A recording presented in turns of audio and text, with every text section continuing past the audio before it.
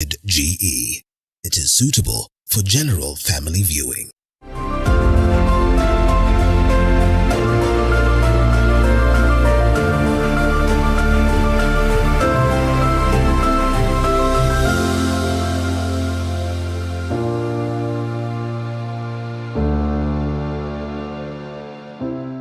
Matumaini yangu kwamba mzima popote pale ulipo. Again, Mfahamu Kiongozi, and today tutakuwa tukimfahamu one of incredible leaders in this country. Ni kiongozi kutoka nyanja ya kanisa, kuanzia pale kwa bishop mpaka hii leo anaongoza tume ambayo ni tume muhimu humu nchini, ni tume ya kupambana na ufisadi, EACC. Sio mwingine ni Bishop David Oginde. Tutakuwa tukisikia story na historia yake. Alizaliwa wapi? How was life? Ana watoto, ana familia. Ni nini kilichompush kuwa mahali alipo siku hii ya leo? And again, any other leader you'd like me to speak to, ni kwa 22047 mitandao ya kijamii @TV47 Kenya pale Facebook na ukurasa wetu wa X. Bishop, how are you? Very well. You're very well. I'm happy I've gotten to see you this new year 2024. How have you been? And how has the year started? The year started very busy. Mm-hmm. Yes. You don't look busy, so busy. You look calm. I don't want to be busy in your program. Thank you so much. Thank you for giving me an opportunity kusikia story na historia yako. Yeah. Who is Bishop David Oginde and Chairman EACC? Well, I thought you would have done your background check. No. I already love that. Yes. I have my background check, but I will not do that because I want my viewer to understand it. Okay. Yes. Well, I don't know what to tell you, yes. Where to start and where to end, but yes. I come from Nyanza, yes. In Siaya, yes. A place called Aboke. Yes. Yes. That's where I was born and grew up. Until in secondary school when I left to come to Nairobi. In a family of how many people, and how was life like while you were growing up? Our family, I have two families. Yes. Yes. Mm-hmm. There's my father's family. Yes. And my mother's family. Mm-hmm. So those are two different numbers. Yeah. So to my mother, we are a family of 6. Yes. To my father, we are a family of 13. Yes. How was life like for you and your child number? In what sense? While you were growing up, I understand some people have their own challenges. Some had to walk to school barefooted. How was it for you? I was in between. Mm-hmm. I wore my first shoes when I was going to Form 1. Yeah. Yes. You wore? So I wore. I got my first shoes. First shoes. You were going to Form 1. That means the primary education was barefoot. Mm-hmm. Yeah. Does it mean that your family was not so well up? No, I think our schools, we were not even allowed to wear shoes. Yeah. Why? Because I think was to equalize those who are from poor families and those who are. So our uniform did not include shoes. Yeah. Then. Yes. And while you were going to Form 1, that is when you got your first pair of shoes that you got to wear it in school. Yes. What was in your mind while you were growing? Some of the pictures you have while you were growing up in the family of 13 people. Our family was a very close-knit family. Yes. Still is. So we basically grew up as one happy family, if I put it that way. Yeah. Until I went to school in Form 1 and began to talk with other children from other homes, and particularly from polygamous homes, and they were talking about how difficult it is to grow up in a polygamous home and so on. And it was so strange to me because I never experienced some of the things they were talking about. Mm-hmm. For me, we grew up in a polygamous home, but a very united home. Mm-hmm. So some of those things of people fighting between stepbrothers and sisters, stepmothers fighting one another, I never saw that. Your father kept the family so intact. We were all intact. Yeah, we were all, and my elder brothers and sisters, who were much older than I was, were the ones who ensured I went to school. They paid my school fees. My mother was a third wife, and I was the firstborn. But it's my brothers who paid my school fees and ensured I got your to stepbrothers. Stepbrothers, yes. Yeah, they paid your school fees. Yes. And you're saying that you never experienced anything like disagreements in the family, like some people tell me. No, not even up that to. That was a unique one. Not even up to now. That means it was an enjoyable, big family. Yeah, we were very, I would say, one big happy family. That's what I would say. Yeah. So small disagreements here and there that would happen in any relationship, that was okay. But that this house can't talk to this house, this mother can't talk to this, these children can't, no. That I never experienced. That means it's something also you thought as a child you would emulate while you grow up. I thought that is how families were until I learned otherwise later, that people fight in families. People don't see eye to eye. From where? From your friends? From my friends at school, yeah. That's where I learned that there are homes where people don't see eye to eye. People from one house don't talk to the people from the other house. And it's very strange. It was strange in my ears. Yeah. While you were growing up, what was your dream as a child? Because each and every child, they will tell you that I want to be this. In future, this is what I think I will be. What was your dream while you were going to secondary school? To be an engineer. An engineer? Yes. Is it something you pursued while you were studying? Is it something you want to get? Yes, I went to a technical school. So we learned a lot of technical subject, engineering included. So really, it looked like my journey towards becoming an engineer was all set. Yes. That is during your secondary, high school? Secondary, yes, and high school, yes. Until I got to university, and that changed. Some of the memories you have from high school, because I know there are bits which someone enjoy in high school, and there are also challenges one goes through in the high school bit. What would I say? I think we in those days, it's not like what I see or hear about in school these days. In those days, there was a lot of sobriety in school. So we were there to learn, and we were there to be guided. And so our basic focus was on studies. I can remember with friends, our commitment was to study, to learn, and to succeed and get to where you want to go. So we were not involved in too many other manenos, you know.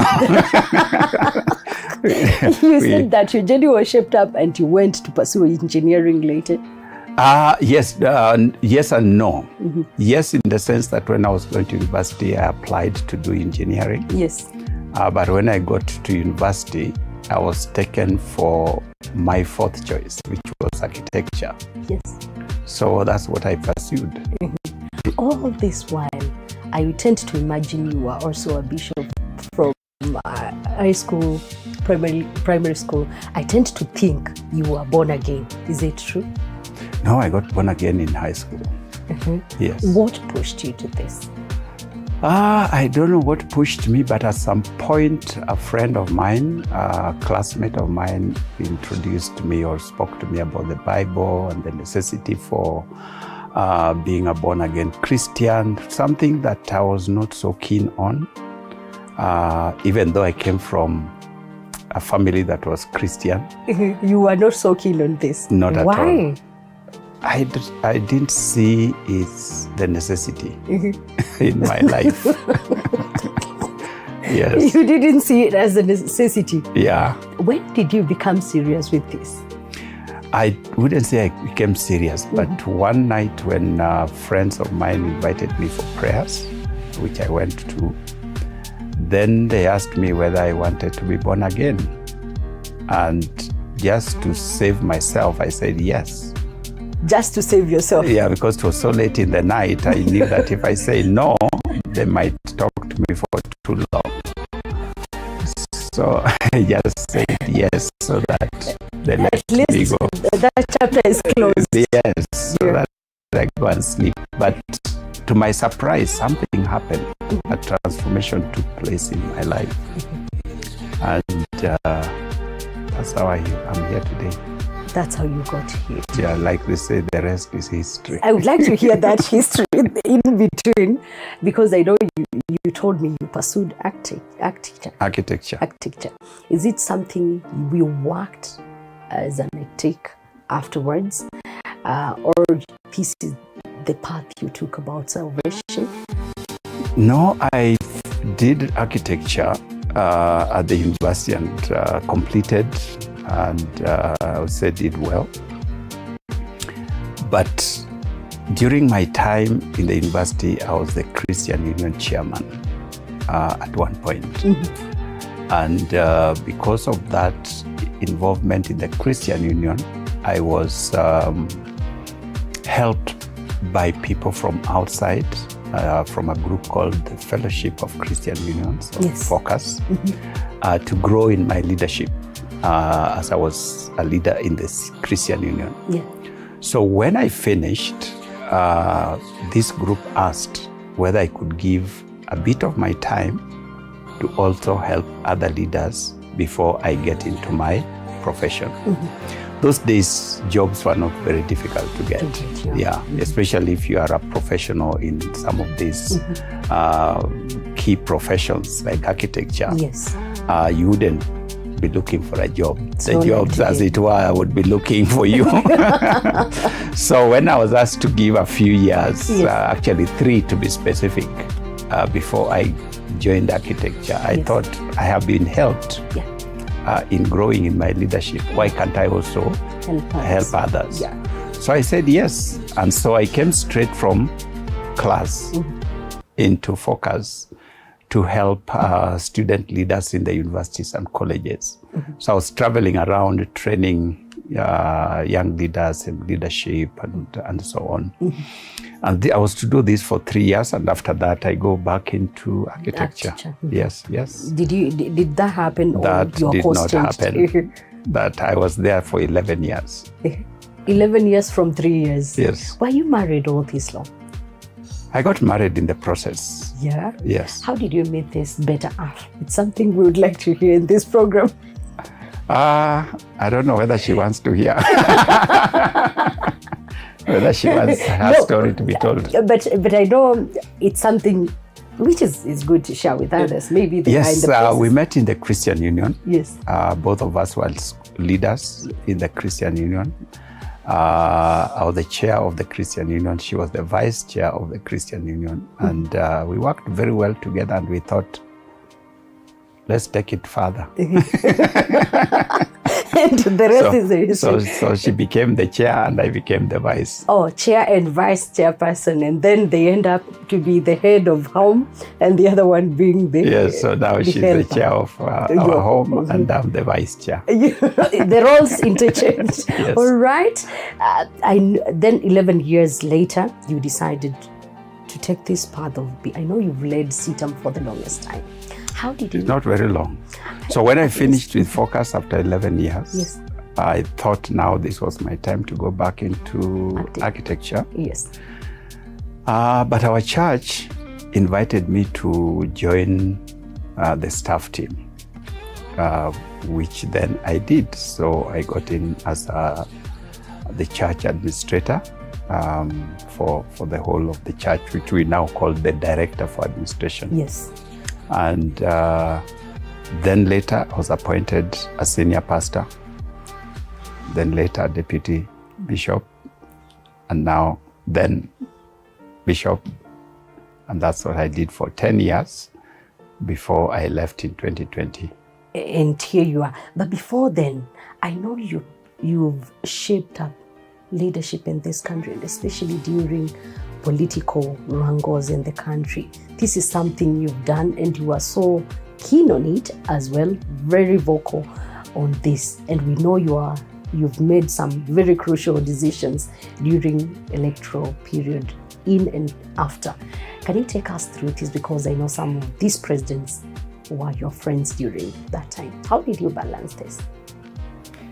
Leadership has been an area of passion for a very long time, because as I served in Focus and observed leadership, during that time I also traveled around Africa and partly in other parts of the world. And as I looked at how leadership was being conducted in our continent particularly, it was very discouraging, because you travel to other countries and you see things are organized, things are happening, things work. Then you come to Africa and it is like things don't work. Mm-hmm. Even the ones that were working, they have stopped working. So it was something that then pricked my heart to think, why is leadership in Africa not working? Why is it that we end up in all kinds of problems and difficulties, in spite of the resources that we have, both human and natural and others, even financial? How comes we don't get to the place where we ought to be? Yeah. That is something that really captivated my heart and mind. And what can we do about it? More than that, what can I do about it? Yes. And so, sometime just before I left Focus, yes, I felt I needed to study leadership, mm-hmm, with a view to making a contribution, yes, to the space of leadership. And yes, so I enrolled, actually. In those days, there were no leadership studies. They were mainly administration, mm-hmm, MBA, and so on. And I enrolled for an MBA, hoping that I can get some insights, tools, skills that can help me. Yes. That I did not pursue eventually, because I went to church. Mm-hmm. But while in church, one of our universities, Park University, introduced a course on leadership. It was the first time I had a course in leadership. And I immediately enrolled for a master's in leadership, which I found very, very useful. All this was with a view to making a contribution towards developing better leadership for Africa, not just for Kenya. Yeah. So that as a continent, we can get into the place where other nations are at. Mm-hmm. I eventually pursued that up to PhD level, still with the aim and purpose of making a contribution in the space of leadership. Yeah. But in the meantime, I also prayed that God would give me opportunity to influence leadership in our country, mm-hmm, in the smallest way possible. And I would say that prayer was answered in different ways, mm-hmm, because I began to be invited to spaces that I would otherwise not be in because of where I was. But I would find myself among leaders, discussing issues, leadership, discussing issues of the nation, where the nation would be, what could be done. And when the constitution review process came up, I was not one of the delegates, but by God's divine design, I found myself as a delegate in Bomas. Mm-hmm. And that put me in touch with various leaders from different sectors, and particularly political leaders. Mm-hmm. So that was the beginning of my interaction with politicians. I was not a bishop. Mm-hmm. I was a pastor, and a small one at that. But here I was interacting with all these politicians, political leaders from across the political divide. Mm-hmm. So in the process, I got to know political leaders at individual levels, of different levels. During that time also, I then got to interact with other religious leaders in the country, from the Christian, Muslim, Hindu, and somehow I got assimilated into that different levels. Mm-hmm. But my interaction with the leaders, because of my background and my desire, was very deliberate. So I know that different people engage with for different reasons. Mine was to make a difference, create an influence, shape the way people think about leadership, shape the way people conduct leadership. Mm-hmm. That was my sole purpose in my engagement with political leaders. Here you are today leading EACC. Yes. It's a space coming from the background of church, though you have the leadership skills and integrity in it. Is it something you find challenging, and also balancing family, balancing also your faith and where you're seated today? It is a new space of leadership. God takes us from one space to another. So I came from a student leader to a church leader, and now in a government space. Each of them comes with their own demands and challenges. And so this is just yet another opportunity to provide leadership for the people of Kenya, for the nation. And I see it as a very, very critical area of leadership that I want to give my best. And my prayer is that by the time I finish my term in this office, that there will be some very tangible successes. Yes. You'll be running a race. I'm running a race. Yes. That's very okay. I want to ask these questions. It's like a quick fire, and I want one word answer. What time do you wake up? It depends on what the program for the day is. What do you do, the first thing you do in the morning? Usually prayer. What is your favorite color? I don't have a favorite color. Your favorite meal? Fish and ugali. Fish and ugali. Yes. Your favorite day? Day? Mm-hmm. No favorite day. One thing you cannot do without? God. One person who is so favorite to you, a favorite My person. wife. Oceans or forests? I like when they are next to each other. You like when they are next. Extrovert, introvert? I am a middle. Media. Yeah. All right. Favorite ride? I have no favorite car. Your favorite Bible verse? Wow, that's an interesting one, because I can do all things through Christ who strengthens me. Right, we can do everything through Christ who strengthens us. Your last word in this show, because I know someone is somewhere. They are from maybe a background where they think they cannot make it. What is your word? Or rather, what do you advise them? My advice is that life is not given in a capsule. Life is a journey.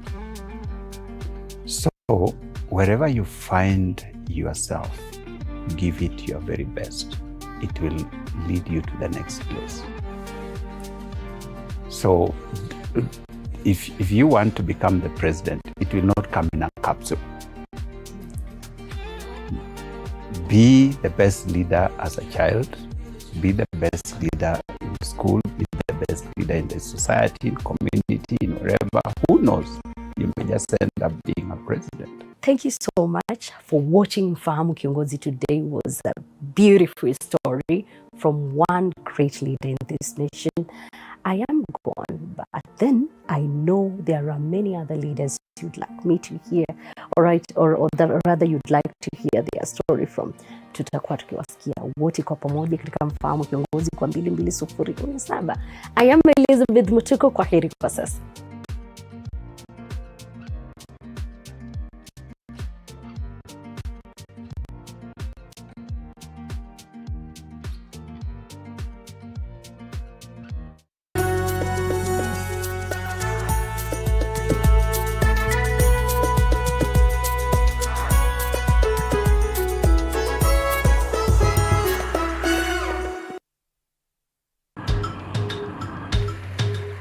Na safari hii katika Mfahamu Kiongozi tutakuletea viongozi aina mbalimbali. Nikuwe na Nissan kama 10 na pia nikuwe menua minibus. Minibus